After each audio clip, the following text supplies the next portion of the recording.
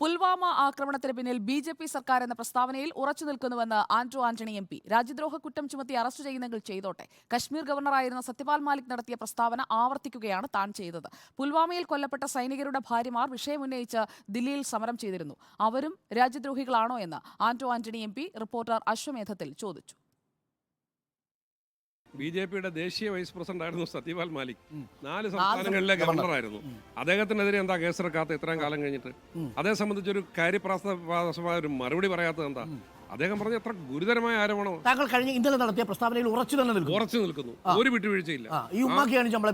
അതൊന്നും കാണിച്ച് പേടിപ്പിക്കേണ്ട. അറസ്റ്റ് ചെയ്യുന്നെങ്കിൽ ഈ മരണമടഞ്ഞ ജവാന്മാരുടെ ഭാര്യമാർ ഈ വിഷയം ഉന്നയിച്ചുകൊണ്ട് ഡൽഹി സത്യാഗ്രഹം നടത്തി. അവരും രാജ്യദ്രോഹികളാണോ? അതുകൂടെ സുരേന്ദ്രൻ പറയട്ടെ. പിന്നെ ഈ കാപട്യത്തിന്റെ പേരിൽ അറസ്റ്റ് ജയിലിടുന്നെങ്കിൽ ഇടട്ടെ. അതൊക്കെ അഭിമുഖീകരിക്കാനുള്ള തന്റെ ഇടവായിട്ടാണ് ഈ തെരഞ്ഞെടുപ്പിൽ നിൽക്കുന്നു, പൊതുപ്രവർത്തനം നടത്തുന്നു.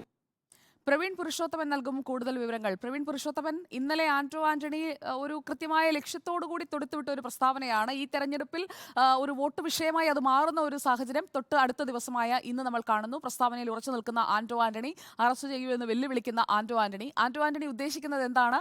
ആന്റണിയുടെ ട്രാപ്പിലേക്ക് ബി.ജെ.പി. ചെന്ന് വീഴുമോ?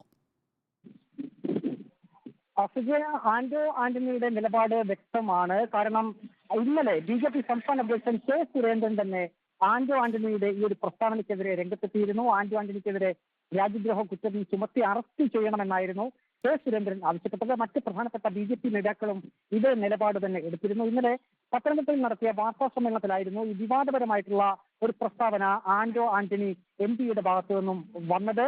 പുൽവാമ ആക്രമണം സംബന്ധിച്ച് കേന്ദ്ര സർക്കാരിന്റെ പ്രതിക്കൂട്ടിൽ നിർത്തിക്കൊണ്ടുള്ള ഒരു പ്രസ്താവനയായിരുന്നു ആന്റണി നടത്തിയത്. അത് കേന്ദ്ര സർക്കാരിന്റെ അറിവോട് കൂടിയായിരുന്നു അത്തരമൊരു ആക്രമണം അവിടെ നടന്നതെന്നും സൈനികർ കൊല്ലപ്പെട്ടതെന്നുമായിരുന്നു ആന്റണി സ്ഥാപിക്കാൻ ശ്രമിച്ചത്. ഇന്നും റിപ്പോർട്ടർ ടിവിയുടെ രാവിലത്തെ അശ്വമേധം പരിപാടിയിൽ തന്റെ നിലപാട് ആവർത്തിക്കുകയാണ് ആന്റണി എം പി ചെയ്തത്.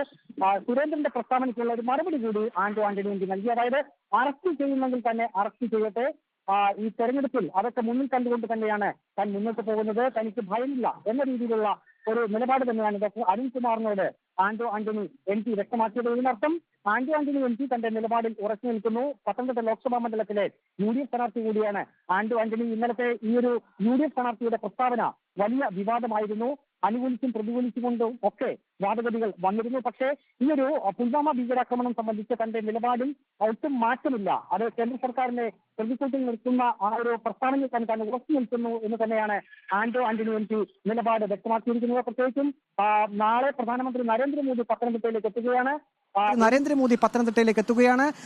എൻ.ഡി.എ സ്ഥാനാർത്ഥി അനിൽ ആന്റണിയുടെ പ്രചരണാർത്ഥമാണ് പ്രധാനമന്ത്രി നരേന്ദ്രമോദി എത്തുന്നത്. ഈ ഒരു സാഹചര്യത്തിൽ കൂടി ഈ ഒരു പ്രസ്താവനയുടെ പ്രാധാന്യമുണ്ട്. കാരണം അനിൽ ആന്റണി ശക്തമായിട്ടുള്ള പ്രചരണവുമായി മുന്നോട്ട് പോവുകയാണ്. യു.ഡി.എഫ് ക്യാമ്പിൽ തന്നെ ഇത് സംബന്ധിച്ച് ചെറിയ ആശങ്കകൾ ആദ്യഘട്ടത്തിൽ ഉണ്ടായിരുന്നു. ഇന്നിപ്പോൾ യു.ഡി.എഫ് സ്ഥാനാർത്ഥി ആന്റണി വ്യക്തമാക്കുന്നത് എൻ.ഡി.എ സ്ഥാനാർത്ഥി തനിക്കൊരു ഭീഷണിയല്ല എന്ന രീതിയിൽ തന്നെയാണ്. അതിനിടയിലാണ് ഇന്നലെ ഇത്തരത്തിൽ പുൽവാമ വിഷയം സംബന്ധിച്ചൊരു നിർണായകമായിട്ടുള്ള ഒരു പ്രസ്താവന യു.ഡി.എഫ് സ്ഥാനാർത്ഥിയുടെ ഭാഗത്തു നിന്നും ഉണ്ടായിരിക്കുന്നത്. ഏതായാലും യു.ഡി.എഫ് സ്ഥാനാർത്ഥി ആ ഒരു നിലപാടിൽ നിന്ന് മാറ്റമില്ല എന്ന് തന്നെ പറയുന്നു. അറസ്റ്റ് ചെയ്യുന്നെങ്കിൽ അറസ്റ്റ് ചെയ്യൂ എന്ന് തന്നെയാണ് വെല്ലുവിളിച്ചുകൊണ്ട് ആന്റണി എം പി ഇന്ന് രാവിലെ വ്യക്തമാക്കിയിരിക്കുന്നത്. സുജയ. ഓക്കെ, പ്രവീൺ പുരുഷോത്തമനാണ് തത്സമയം വിവരങ്ങളുമായി നമുക്കൊപ്പം ചേർന്നത്.